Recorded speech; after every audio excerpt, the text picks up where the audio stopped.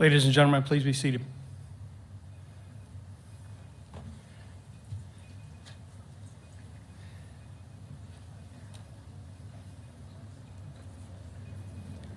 Well, good afternoon, ladies and gentlemen. I'm Jim Knotts, the President and CEO of the Vietnam Veterans Memorial Fund, and it's my pleasure to be the first person to welcome you here today to our Veterans Day observance at the Wall on the occasion of our 40th anniversary. And to all of our Vietnam veterans, welcome home to this place our nation has set aside for you.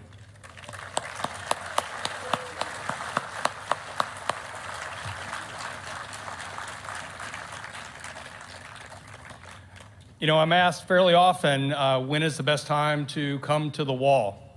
And my immediate response is always, every day is a good day to be at the Wall. So thank you for joining me here on a less than spectacular weather day, but for this great day to be at the Wall. If you look behind you, you saw them as they came in. You'll notice our special color guards. As part of our 40th anniversary, we've partnered with the Vietnam Veterans of America organization. Dozens of their chapters around the country have sent color guards. I think it's 32 states and the territory of Puerto Rico. And it's an honor to have them here today to be a part of our event, which is the first time we've done what we call this massing of the colors in this way as part of one of our ceremonies at the Wall. We're also very privileged to have the Secretary of Defense, the Secretary of Veterans Affairs, and former Secretary of Defense Chuck Hagel as our special guest today. Gentlemen, thank you for coming.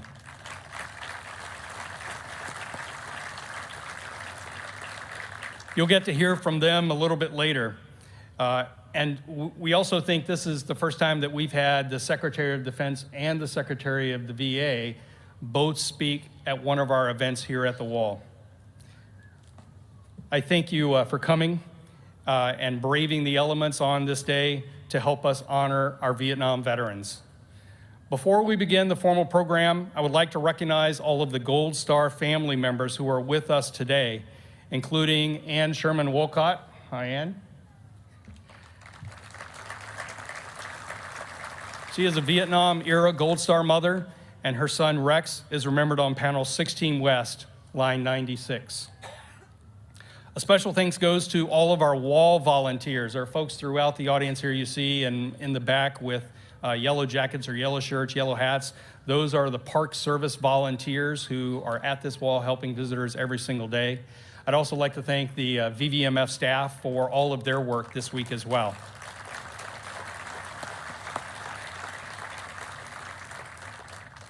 And it's my pleasure to thank our sponsors, Alice and Lisa Buckaloo, for underwriting the 40th anniversary events. Our platinum sponsor, TriWest Healthcare Alliance, as well as our gold sponsors, USAA and Dr. Robert Wintermeyer, joined by numerous other donors. And it is a certainty that we would not be able to put on these kinds of events without their support and the support of all of those who help us at the Vietnam Veterans Memorial Fund. Thank you.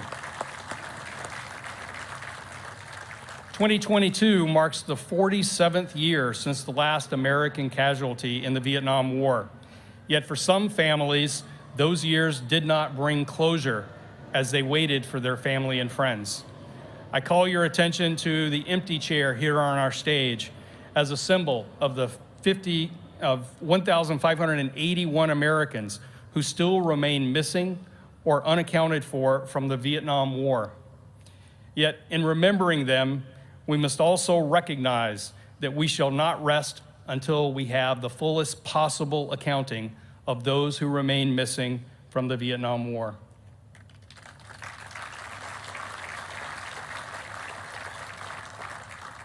And now I'd like to start our program with the invocation. Rabbi, if you'll join me on stage. Please welcome Vietnam veteran and Rabbi Arnie Resnikoff. Rabbi Resnikoff, he was here, standing right where we are today, 40 years ago, and he provided the benediction at the dedication ceremony. And I've gotten to know him over the last several years. I'm happy to call him a friend. We're extremely thrilled to have him back 40 years later to lead us in the invocation.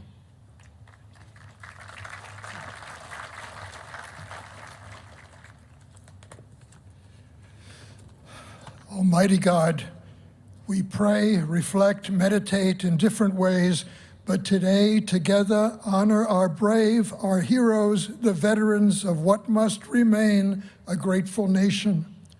On this date, 1918, 11th day, 11th month, 11th hour of the day, we signed the armistice to end the First World War, the war to end all wars, we prayed. But other wars would follow, many more would serve. So Armistice Day, renamed, reborn, now Veterans Day, salutes all those who served, who answered duty's call.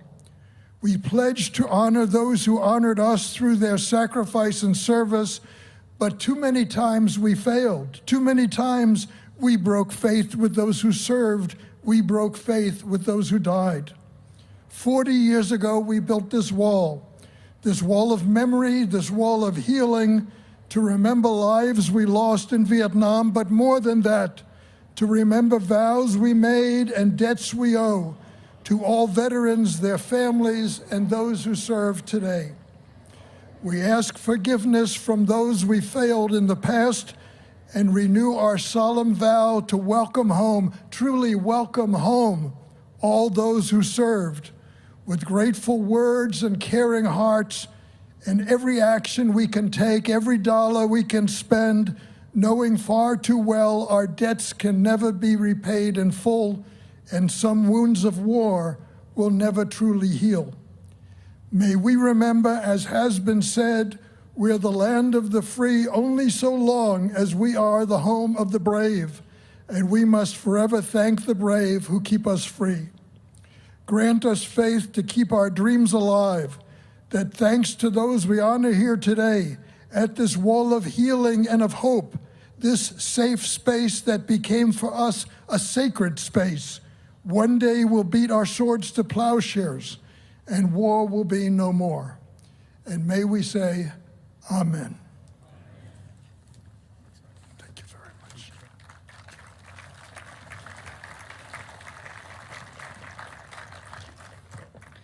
Thank you, Rabbi. And now I'd like to introduce the Armed Forces Color Guard from the Military District of Washington for our presentation of colors. Please stand if you are able. Color Guard, present the colors.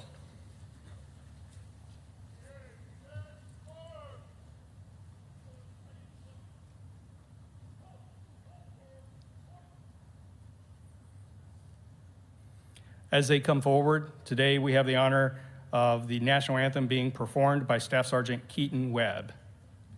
Please remain standing after the anthem for the Pledge of Allegiance, led by Vietnam veteran and former VVMF board member Ron Gibbs, and remain standing until the color guard retires the colors.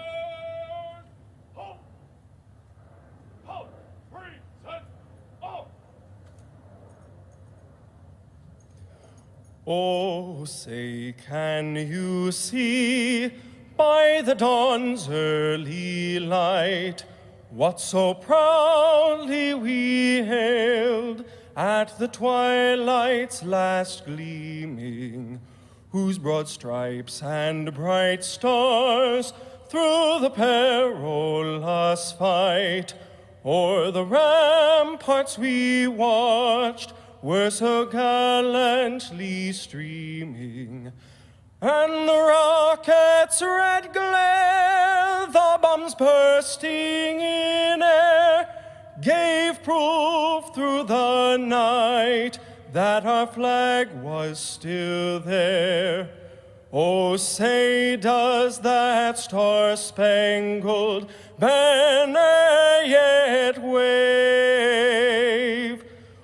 for the land of the free and the home of the brave.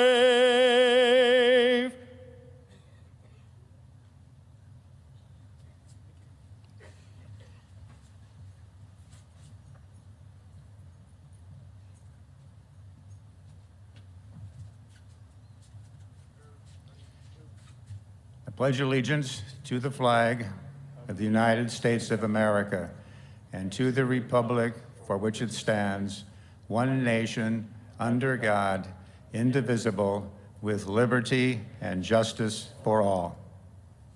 Thank you.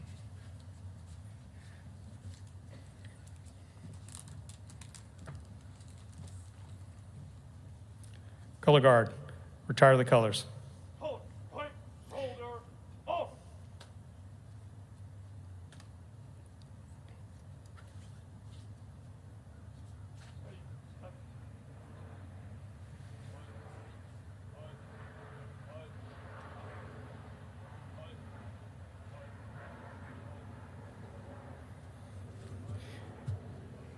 BVA color guards, you are dismissed.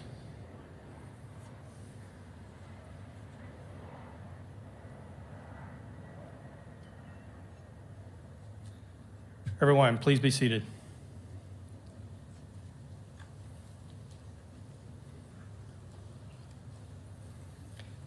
It is my pleasure to introduce today's Master of Ceremonies.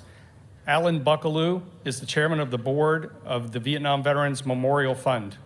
He's a decorated Vietnam veteran, a member of the somewhat famous Fox Force Recon Unit, and he went on to be very successful in business with a career serving as the CEO of Princess Cruises and retiring as the Chief Operations Officer at Carnival Corporation. Please welcome Alan Buckaloo.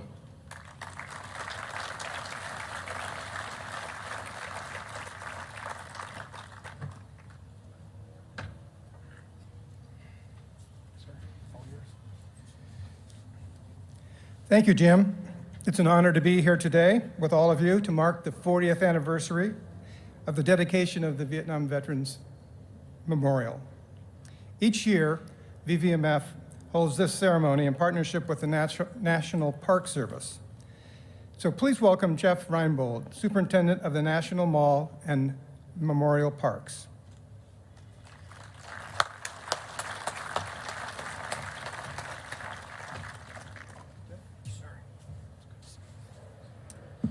Good afternoon. On behalf of the National Park Service, it is my pleasure to welcome you here to the Vietnam Veterans Memorial.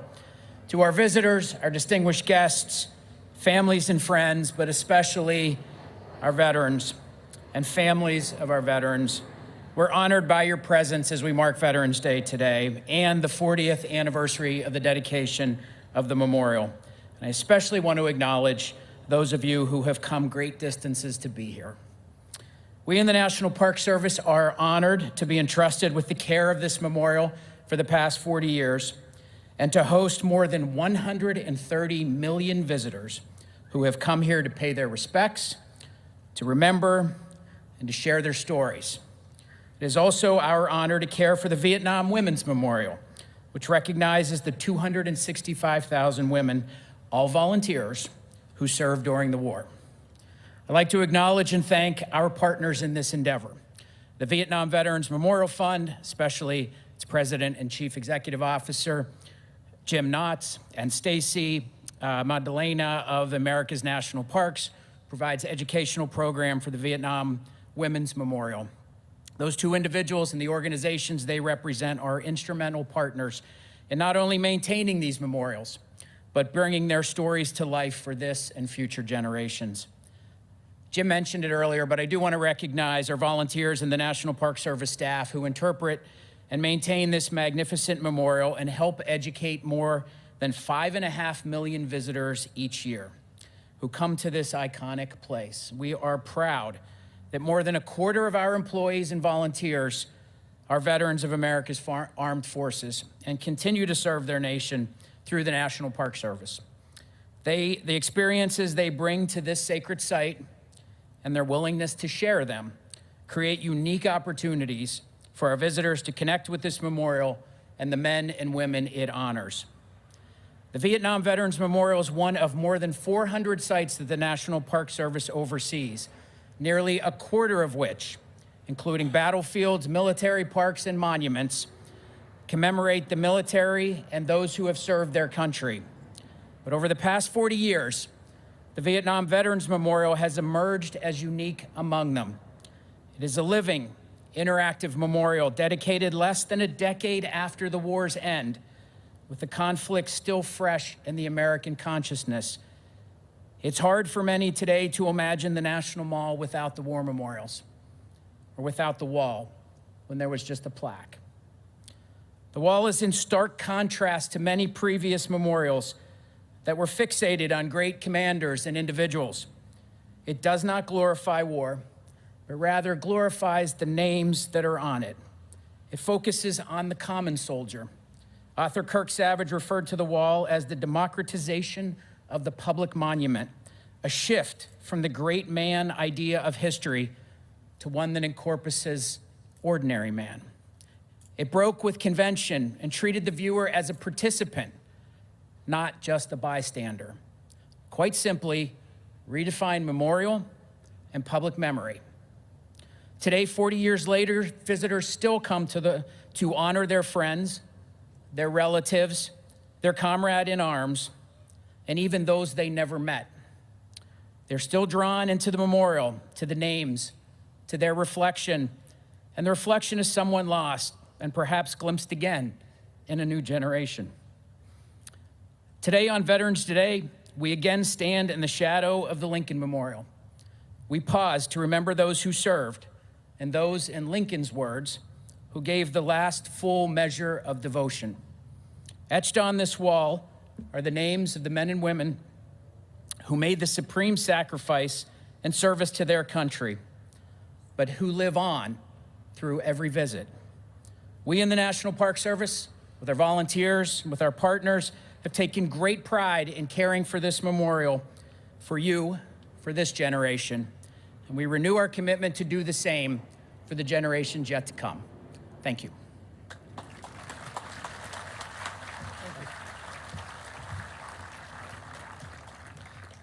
Thank you, Superintendent Reinbold.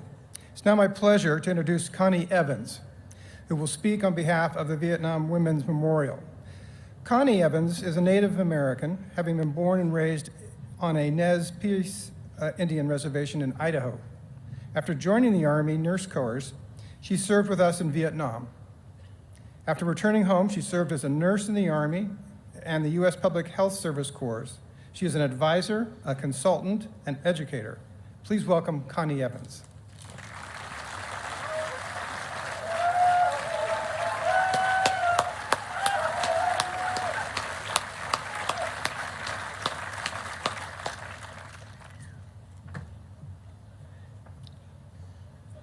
Welcome.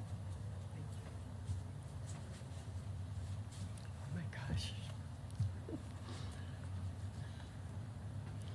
Today we are commemorating the 40th anniversary of the Vietnam Wall. Thank you to Mr. Jan Scruggs for his vision and commitment to honor those young men and women who gave the ultimate sacrifice. Also to Diane Carlson Evans for her determination to see that the Vietnam Women Veterans Memorial was built to honor all women who served in Vietnam. The names of over 58,000, including 8 women on the wall, will forever remind us of the tragedy of war. Today, there are thousands of veterans, both male and female, who are still suffering.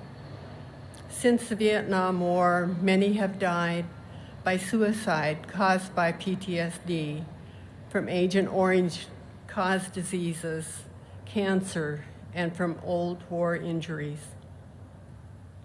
The In Memory program honored these veterans who returned and later died from causes related to their service in Vietnam. More than 5,600 veterans' names have been added to the honor roll. I am honored today to represent approximately 11,000 women who served in Vietnam. About 90% of these women were nurses. Thousands of other women served in Japan, Guam, the Philippines, Hawaii, and stateside hospitals. They cared for the wounded who were medevaced from Vietnam. There is also another number of civilian women who served in Vietnam. We also remember the women back home who endured the loss of their husbands, sons, and sisters. Most of us arrived in Vietnam just out of nursing school with little experience. We were clueless about the many difficulties that we would face. We would soon witness to the realities of war, horrendous wounds, and the frequent deaths of men even younger than ourselves. We had to adapt to the conditions of each situation as they occurred. We had little choice but to do our jobs, sometimes without the needed equipment and supplies. Every woman who served has a unique individual story. However, there are threads of commonality that most of us share. We were not prepared to be in war, but often fighting was happening all around us. I know at the 12th Evacuation Hospital, I served in November 1966 to 1967. We learned fast to distinguish between incoming and outgoing, when to get to the bunker, and if in the hospital, how to protect our patients. These things all happened while we were trying to become accustomed to the heat and dirt of the dry season, the rain and mud of the monsoons. The 12th Evac Hospital provided medical support to the 25th Division, which was located at Cu Chi. It was surrounded by the hobo woods, the rubber plantations, and to the east, the Iron Triangle. Part of the base was built over the Cu Chi tunnels, which was used by the Viet Cong. There were days of mass casualties, the wounded and the dead brought in by helicopters, constantly landing one after the other. We prayed that it would stop, but they just kept coming. On these days, we worked for long hours without sleep or rest. The sheer number of dead and wounded we received makes it difficult for us to remember names, but we remember your eyes, your faces, and your injuries. We provided care for your injuries, listened to your stories, and wrote letters. Most of all, we remember that you fought for each of us. Those memories of what we witnessed, our successes and failures, will forever be embedded in our minds. They will haunt our dreams and temper our every emotion as we live. During that year, we formed long-lasting friendships, and some still exist today. I believe that we nurses were valuable, and we did everything we could to help our patients survive. The contributions of the women who served are endless and will never be forgotten. For those young men whom we couldn't save, let me reassure families that we did everything we could and treated them with respect. I am proud to be the first Native American woman to speak here at the Wall. I represent the Nez Perce tribe of Idaho, one of over 500 indigenous tribes in the United States. Over 40,000 indigenous Americans served in Vietnam. The names of 3 Nez Perce tribal members who died are Stephen Ellenwood Jr., Darrell Jackson, and Daniel Tababoo Jr. The National Museum of the American Indian is honoring the American Indian, Alaska Native, and Native Hawaiian veterans for their service in all branches of the military in a special ceremony today. I wish to thank the Vietnam Women's Memorial, Eastern National Advisory Group, and the Vietnam Veterans Memorial Fund for inviting me to speak on behalf of women veterans. God keep you while Kunya Hanukkah. Thank you, and God be with you till we meet again.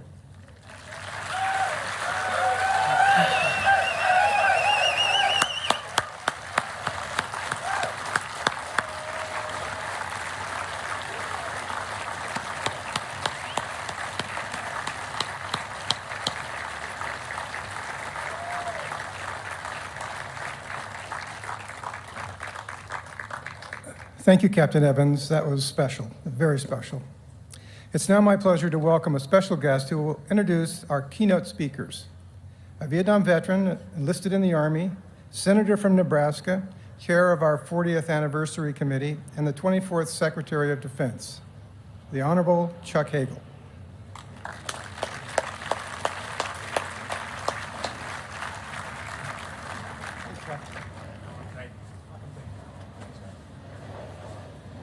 Alan, thank you very much, and to all of you, happy Veterans Day. To our veterans especially, we are grateful for the contributions you've made to our country, the contributions you are still making and will continue to make. My role here today is to introduce two individuals who not only are we very honored to have, but in their own ways have contributed a tremendous amount to the good of this country and to make a better world. I will do that in a minute or two, but I've been given a little reprieve to make a couple of comments, and I will do that. I'm still adjusting to bad habits I picked up in the Senate. You just continue to speak. So if you will bear with me for a couple of minutes, let me address a couple of things. 40 years ago, I had the honor of participating in the groundbreaking of this memorial. Another individual who also spoke 40 years ago is here, General Price, wherever he is. I know he's here somewhere, right here. General Price.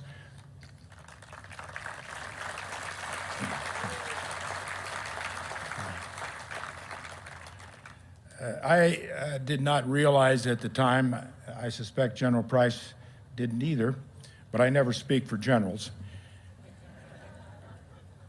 that this memorial would have such an impact on our country.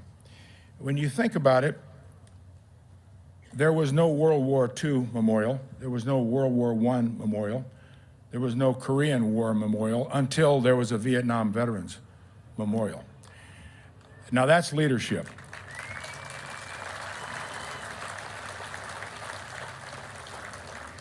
And we're still building Vietnam veteran memorials across this country. As a matter of fact, I'm involved in one in my home state of Nebraska. Jan Scruggs is on the board of that, and I appreciate Jan's leadership once again as he continues to do so much for this country, not just Vietnam veterans and their families, but all veterans and all Americans. I want to thank also some of the original members of the Vietnam Veteran Memorial Board. Three of them that I saw are here today.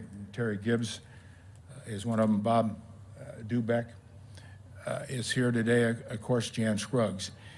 And it's hard to really appreciate totally the impact that Jan Scruggs has had on not just this memorial, but on all veterans and what's right about this country. And there's an awful lot right about this country. This is a time in our country, in the world, that is in some trouble. We are polarized, we are politically divided, but this memorial and our veterans community not just heal themselves and their families, but they serve a bigger purpose in many ways of addressing the divisions of this country. This country supports its veterans. Veterans have a way of teaching, have a way of serving, have a way of contributing, all selflessly. And I think those are things that often get lost in our world today, that we are more focused on our divisions or what we disagree on. But there's an awful lot we agree on. And I think that's as big a part of what this memorial today represents as any one part of what it represents, and it represents a lot of parts. I know my colleagues, Secretary Austin, Secretary McDonough, and many of you hear from their counterparts all over the world about our veterans, about how we care for our veterans, how we support our veterans, and what our veterans mean to each community in this country. So thank you all, not just Vietnam veterans, but in particular today, it's the Vietnam Veteran Day, but it's all Veterans Day for all veterans all over this country, and I thank you very, very much, again, for your contributions to this country, but maybe more important, what you represent, who you are, the standard and the model and the example that you set. Thank you.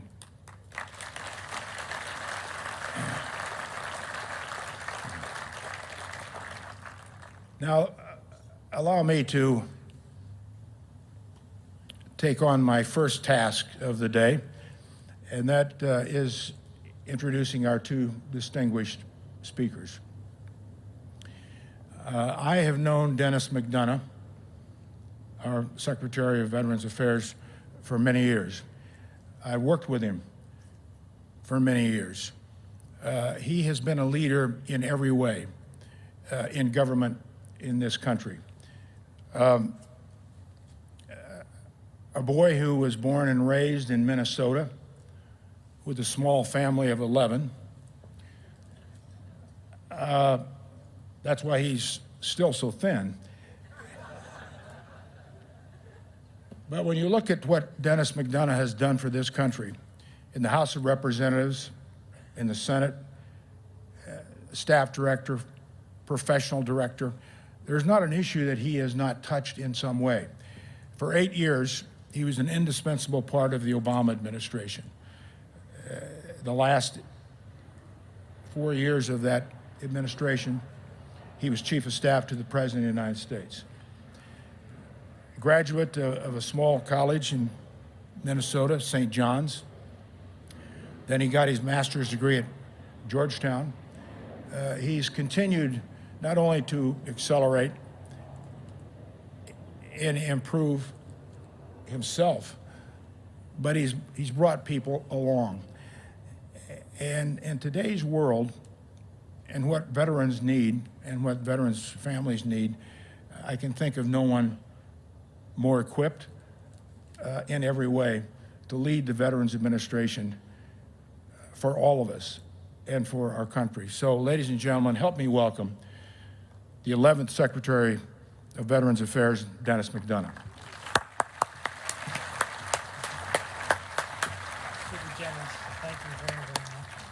Thank you very much. Secretary Hagel, thank you for the very, very kind introduction. You all know Chuck Hagel by a lot of titles: Senator, Secretary of Defense, Administrator of the Veterans Administration, and a highly successful business leader. The title that I think describes him best and which I think he values most, those two titles are Vietnam Veteran and Sergeant. So Secretary Hagel, since that day you and your brother enlisted to serve in Vietnam, you've always answered the call to service. So, sir, welcome home, and thank you.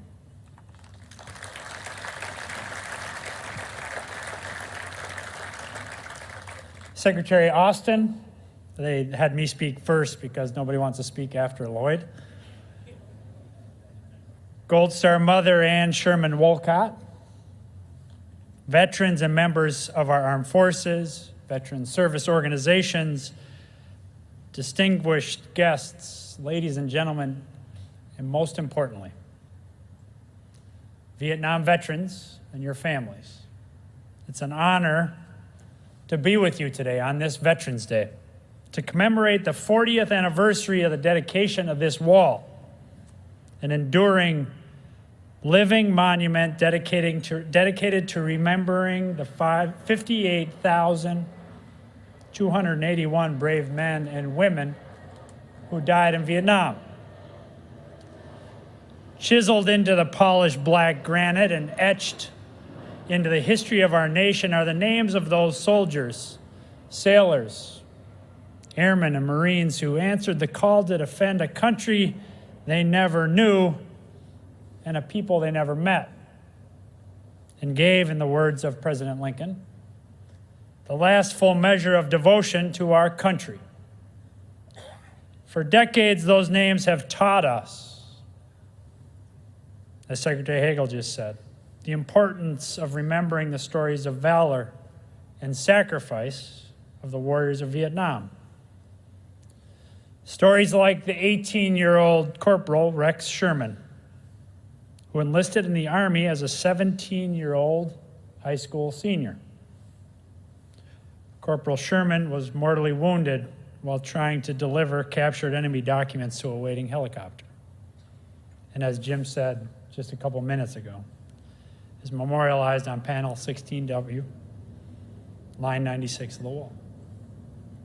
His mom, as Jim also said, former national president of American Gold Star Mothers, is with us today. Ms. Wolcott, the country acknowledges and honors the weight you bear of the loss of your son, a hero. We will never forget him or his sacrifice.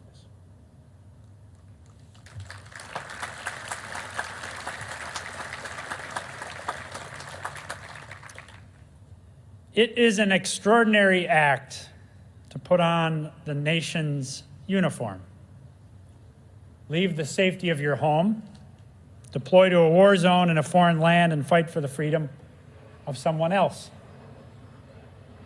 Our Vietnam veterans performed that extraordinary act, again, as Secretary Hagel just said, during a time of great polarization and challenge here at home. So much so that too few of you were afforded an appropriate homecoming. My predecessor at VA, General Shinseki, who knew the price of war after serving 2 combat tours in Vietnam and sustaining critical injuries for which he earned 2 Purple Hearts, once said, "All who fought in Vietnam came home changed, older than our years, tougher, more serious, no less vital, but somehow less lighthearted," he said. 10 years ago today, at another ceremony on these hallowed grounds, he described this memorial appropriately, I believe, as a time capsule of the heart. A time capsule of the heart. So for me, the wall is a reminder that these heroes not only answered the call to service, but they also eschewed the cynicism, even when cynicism was justified, and joined their brothers in arms to fight, and their sisters in arms, to fight for our country in Vietnam, and then returned home to continue the fight. Nobody represents that dedication to his brothers and sisters in arms and to this great country better than a man who returned home with memories of his fallen comrades and found a way to memorialize them. That man was Corporal Jan Scruggs, who on a cold January day in Vietnam saw 12 of his comrades killed during the unloading of mortar rounds. He never forgot that day, never forgot those men, never forgot their names. So years after his service, Corporal Scruggs dreamed of a way of connecting those who remained forever young to those who will never forget them, to the families and loved ones who were left behind. That dream is this wall, this solemn remembrance. And for 40 years, the wall has taught generations about the power of loss and the power of love, of the power of service, as Chuck Hagel just said, that Jan uniquely represents and that vets uniquely represent. So at this time of far too much division and far too much discord at home, let us rededicate ourselves for at least the next 40 years to the vision of supporting one another, brothers in arms, as personified by Jan Scruggs. Because vets like him, vets like all of you, vets like Chuck Hagel, set the example for the rest of us in this awesome country.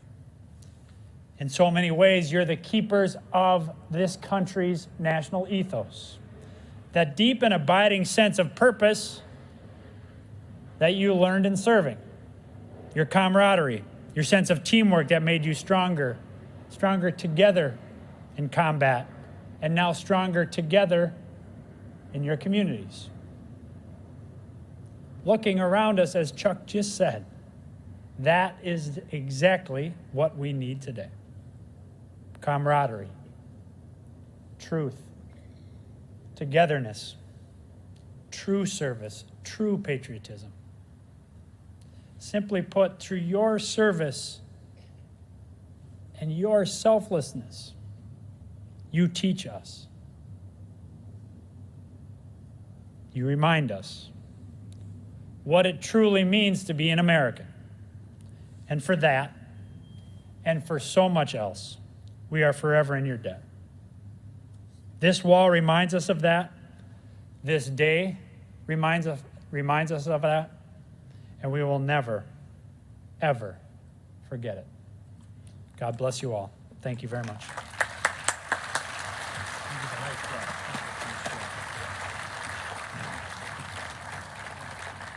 Dennis, thank you.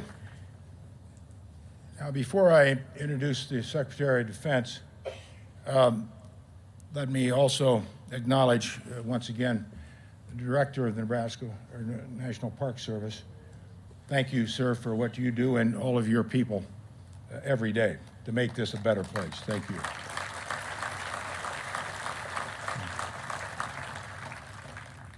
And to Connie for your comments, please thank Diane Carlson Evans for what she has done, and all of you to contribute not only to this monument, but also the addition that has just made it stronger and more complete.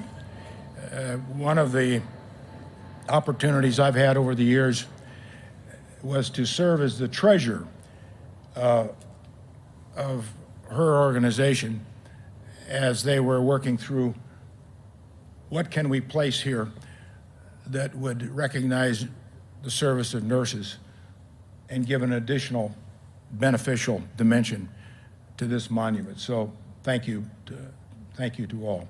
And the Gold Star Mothers, thank you for your leadership. And as Dennis just said, we not only all recognize the sacrifices that families have made over the years, but we recognize the great service of those we lost, but also of the families. So thank you. Ladies and gentlemen, want to now introduce the Secretary of Defense.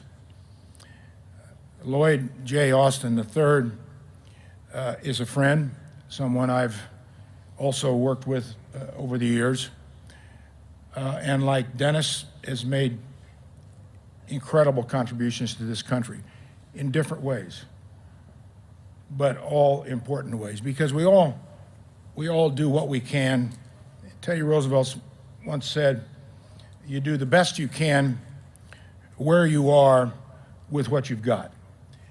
And I've always thought that's an applicable turn of a phrase that explains us all and our each individual lives about contributions to this country.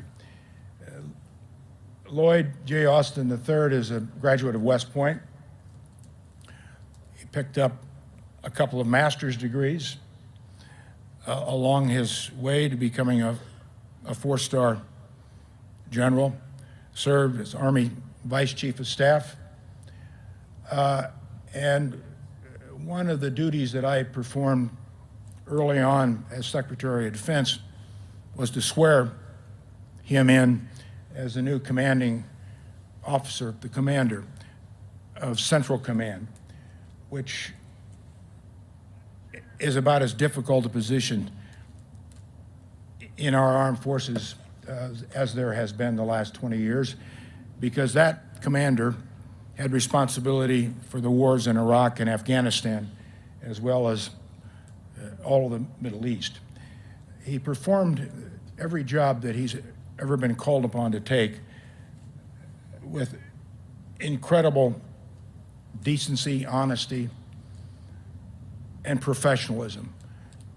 And each office, each command that he had, he left those commands stronger than when he took them over. So it's a great privilege to me to introduce to you someone you all know a lot about, the 28th Secretary of Defense, Secretary General Lloyd J. Austin III. Thank you.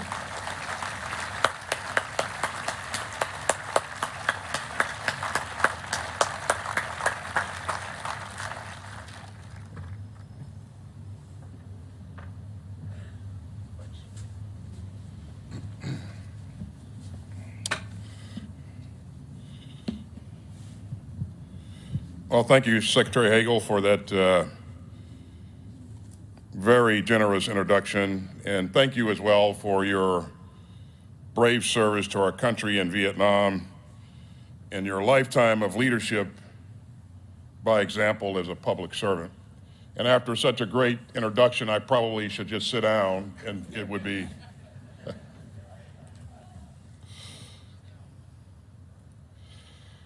Let me also thank Secretary McDonough for your extraordinary efforts on behalf of America's veterans. And ladies and gentlemen, we are really, really fortunate to have Secretary McDonough in the position that he is in. He continues to do extraordinary things on behalf of our veterans and our family members. Veterans, service members, families of those who have served, and especially our Gold Star families and our POW, MIA families, I'm deeply honored to be here with you today. And on behalf of the Department of Defense, let me simply say thank you for all that you have given for the cause of freedom. And today I'd like to talk about the legacy of those who served our country and the legacy that they leave for future generations. And it is fitting that we should gather here to do so. For 40 years, this granite wall has never been just about history. This solemn place has beckoned visitors to feel the profound connection between the past and the present in the simplest of ways, by reaching out a hand and touching a name. Standing at the wall, hand outstretched, we feel that the sacrifices of these 58,281 fallen Americans remain with us. They shape who we are today, and they urge us to live up to America's full promise. To every veteran, to every man and woman who has served or still does, because you put on the cloth of our nation, America is safer and stronger. That is the lasting legacy of your service, and it demands our lasting gratitude. You know, when I think about what those who serve give to us all, I think about the quiet devotion and compassion of an American medic who visited this wall when it was first dedicated. He searched anxiously for the name of a GI who he had treated in Vietnam and whose wounds had always haunted him. And so, row by row, he slowly realized that the GI's name wasn't on the wall. And the medic cried out, realizing that his patient had survived. I think about Alfred Ranscone, a son of Chihuahua, Mexico. In Vietnam in 1966, Specialist 4 Ranscone found his platoon under assault. Defying orders, he ran towards the firefight to help. And surrounded by teammates and severely injured himself, he threw his body in front of a comrade to shield him from enemy fire. Incredibly, Specialist Ranscone repeated this act of bravery 2 more times, covering 2 other teammates with his own body to absorb the explosions. And so that day, a young man who wasn't born in the United States showed us the very best of America. You know, he recovered from his injuries and he became an American citizen. And amazingly, he volunteered for another tour in Vietnam. And he continued to serve his country and eventually became the director of the Selective Service System. Somehow the request for Specialist Ranscone's Medal of Honor got lost. But the soldiers in his platoon never forgot his courage, and so they kept pushing. And more than 3 decades later, Specialist Ranscone finally received his Medal of Honor. And when he accepted it, he said, "The honor is not really mine." And so he asked the platoon mates who were there with him that day to stand up and to be recognized.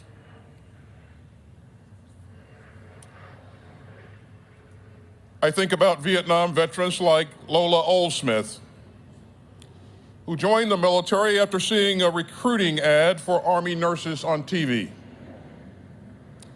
And she was soon sent to a hospital in Vietnam, working 12-hour shifts in recovery and surgical intensive care. And she and her fellow nurses cared for both American GIs and Vietnamese prisoners. And they would travel into villages and treat anyone who needed it. And one night during the Tet Offensive, when an explosion tore through their building, the young nurse lifted up a pregnant Vietnamese woman by herself and sheltered her under a bed for protection.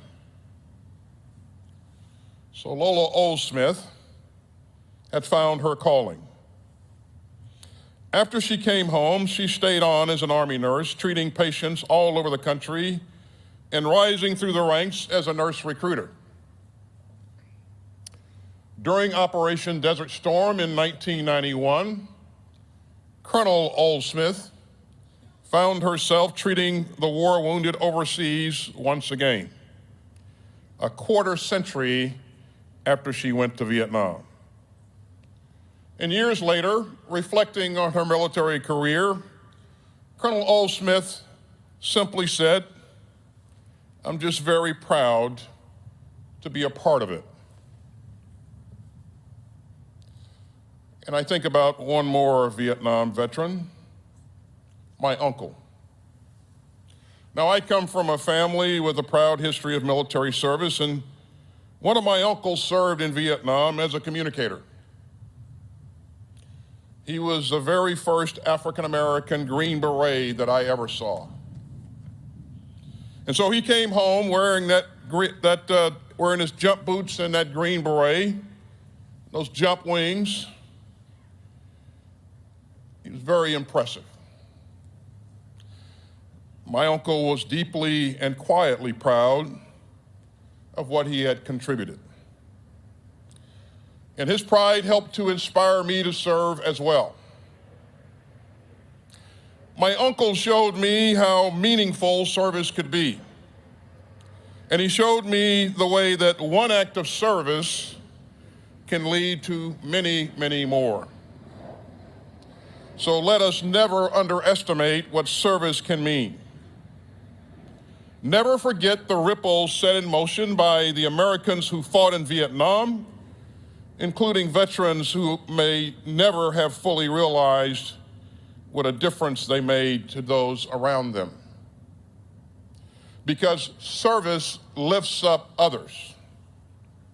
It enriches your own life, and it makes you part of a proud American story. Part of the solemn duty that has moved so many patriots across the generations, to leave this country better than you found it. Now, for 4 decades, this memorial has brought Americans together no matter what they thought about the war in Vietnam. And in that time, another generation of veterans has come home. And I'd like to recognize all of those who served in Iraq and Afghanistan.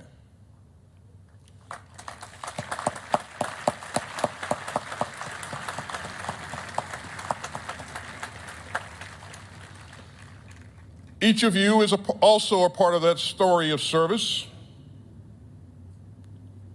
And in 2008, one of my fellow Iraq vets came to this sacred place, and he left a pair of his combat boots at this wall, size 12. And along with the boots, he left a note on Marine Corps stationery. And he wrote, quote, "Brothers, these are my lucky boots. They got me through 2 wars on the ground in Iraq. I figured you would appreciate them more than a garbage man." And his note continued, "The truth of the matter is that we owe you an awful lot. If your generation of Marines had not come home to jeers and insults and protests, my generation would not have come home to thanks and handshakes and hugs."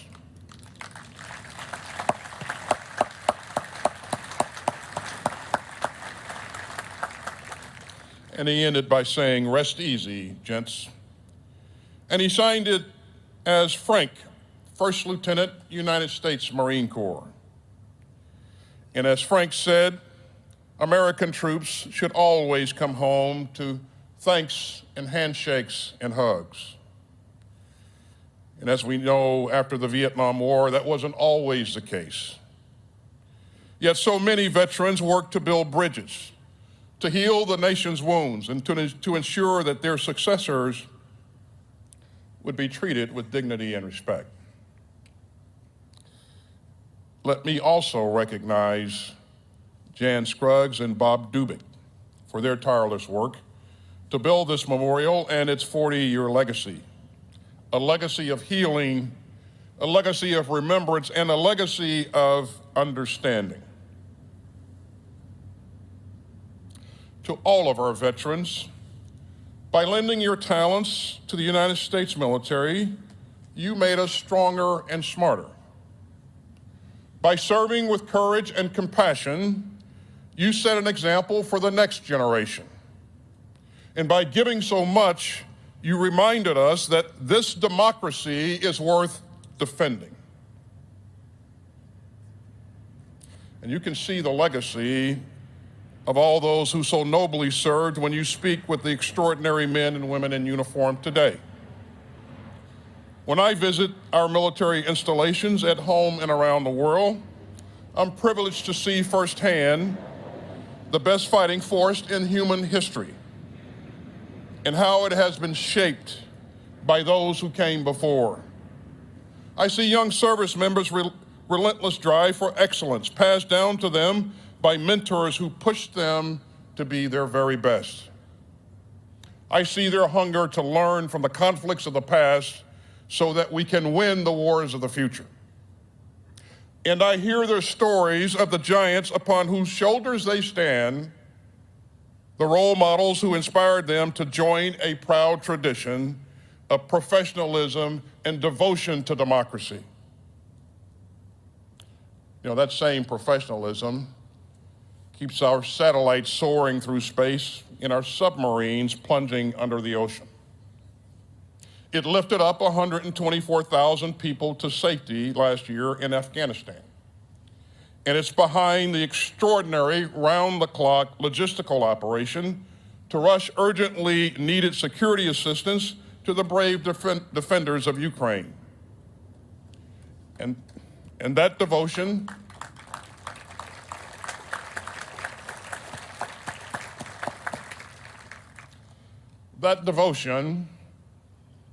gives life to the ironclad commitments that we make to our allies and to our promises to the American people that we will always protect this country and we will always defend this democracy. Now, these aren't just words, these are vows. And we can make them real because of the long, unbroken tradition of sacrifice that joins those who served to those who serve now and those who will step up to serve in the years to come.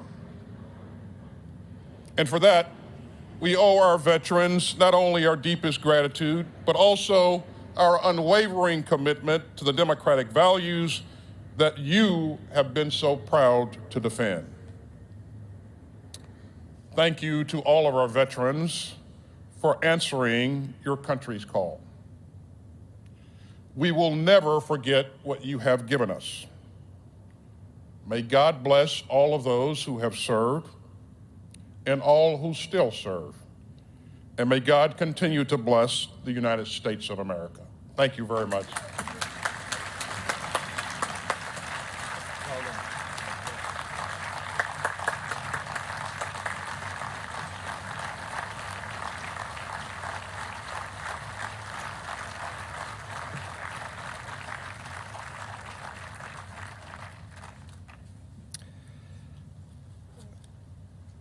Thank you, Secretary McDonough, Secretary Austin, and as always, Secretary Hagel. We thank you all for your commitment to all the veterans here today and around the country. Now, let me direct your attention to the representatives of several of our nation's leading veteran service organizations. I would ask them please to come forward this time for the wreath laying. For many years, these veteran service organizations have joined our tradition of laying wreaths at the Vietnam Veterans Memorial in honor of the fallen. While the wreath layers get into position, I'd like to share just a few highlights of what's been a busy year for the Vietnam Veterans Memorial Fund, the founders of the wall. In 2001, we sent out an effort to gather photographs of every name on the wall.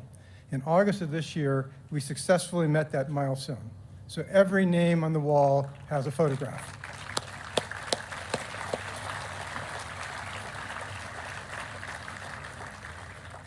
The photos were collected by a small army of volunteers from around the country working day and night. They scoured old newspapers, called living relatives, and contacted schools to make sure each man and woman honored on the wall had a corresponding photograph. We recognize those who served and sacrificed had names, and the Wall of Faces now has names as well. While the wreaths are being laid, you will hear bagpiper Chris Jackson play Amazing Grace. Today's ceremony will close with the playing of taps by Staff Sergeant Aaron Ney from the U.S. Army Band. Now, we'll start the wreath laying. We begin with the National Park Service, the Vietnam Veterans Memorial Fund, and Vietnam Women's Memorial.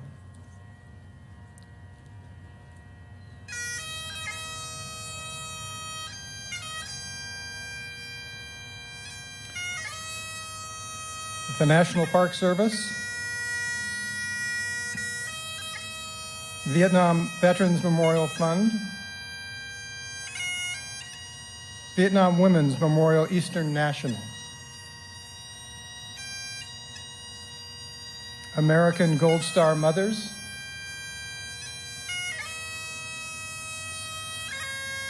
Gold Star Wives of America,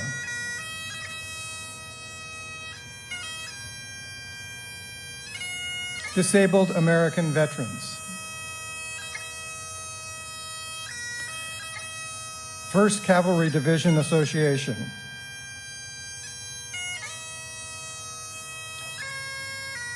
Paralyzed Veterans of America,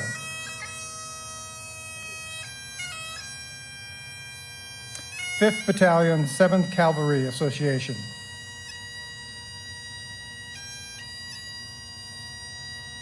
the Military Order of Purple Heart,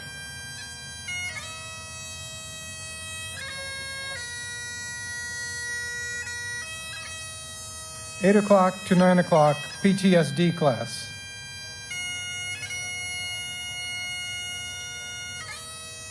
Vietnam Veterans of America and Associates,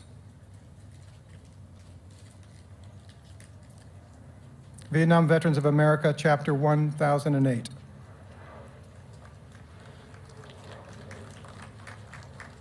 Jewish War Veterans,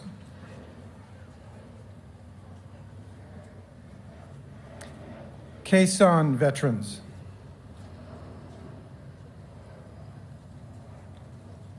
SDIT Gold Star Children of Vietnam,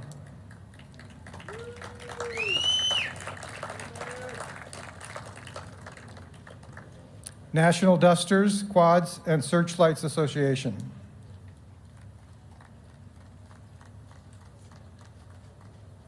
AmeriCal Division, 28th Infantry Regiment Association, the Black Lions,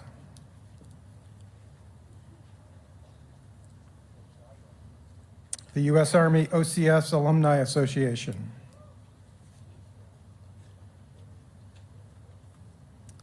Vietnam Veterans Memorial Volunteers,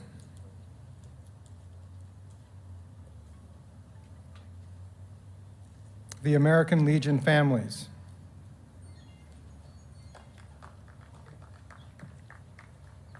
Veterans of Foreign Wars of the United States,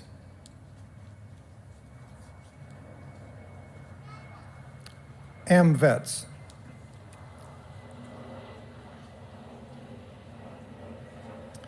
Fox Force, the recon platoon of the 1st Battalion, 14th Infantry,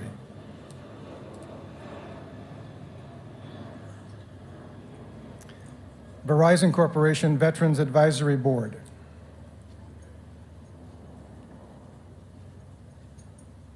Bedford County Veterans, and all other organizations that are here with us today.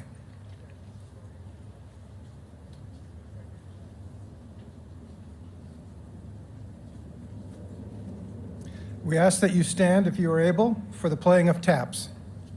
Please remain standing, and our special guests and the National Park Service Honor Guard depart.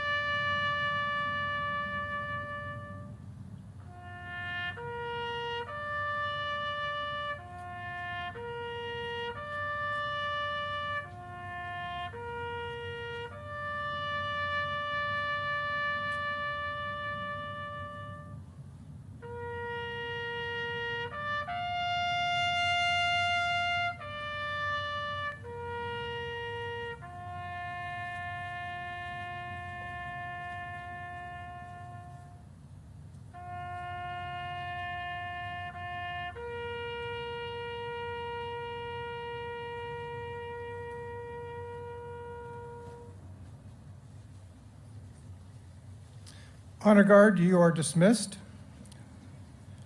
And ladies and gentlemen, that concludes our ceremony. Thank you all for coming. Fantastic crowd today.